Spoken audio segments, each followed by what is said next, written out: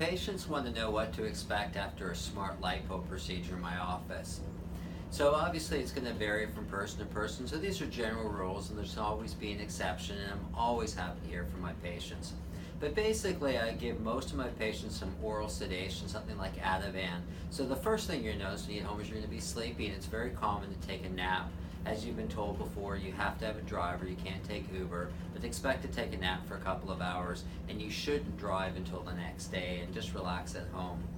Next thing that can happen is it's very normal to leak a little bit of fluid. I put a lot of fluid in, I suck out some of the fluid, but some of it remains. So it's very common to leak some fluid. Sometimes it'll be a little blood tinged, sometimes you'll only leak from one incision, sometimes you won't leak at all. Those are all completely normal reactions. What about soreness? I've given everybody painkillers, so if you're sore, of course, take the painkillers, that's what they're for. And if you're not very sore, then you probably won't need them. So everybody's different. So if you need the painkillers, take them. If it's just a mild discomfort, you can take Tylenol.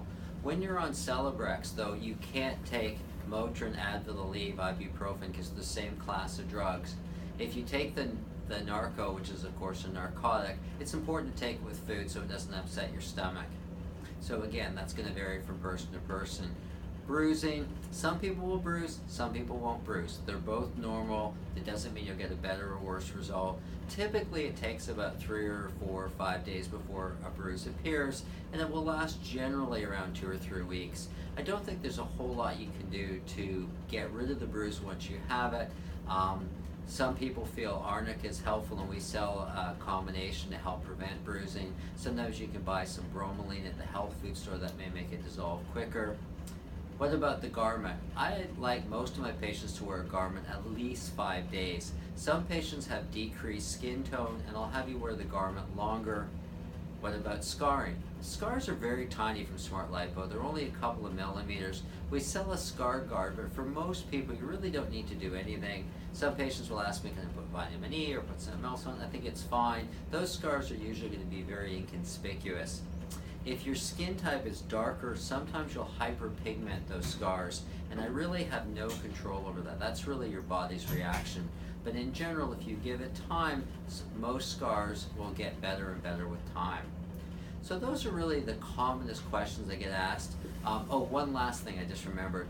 Sometimes people will get areas of thickening or firmness where I've done the Smartlipo.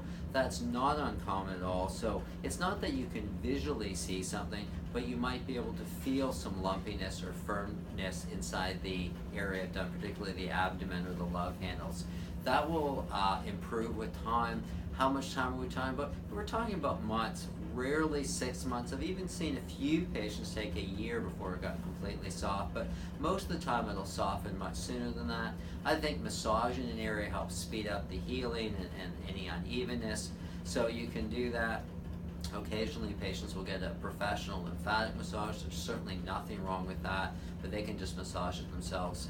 So those are really the commonest things to expect after Smartlipo. And as I said at the beginning of this, please don't hesitate to call my office. We're always happy to hear from you. If you've had a procedure with me, I've given you my cell phone number. Don't be shy about texting me with any questions you have. Thank you very much for your time.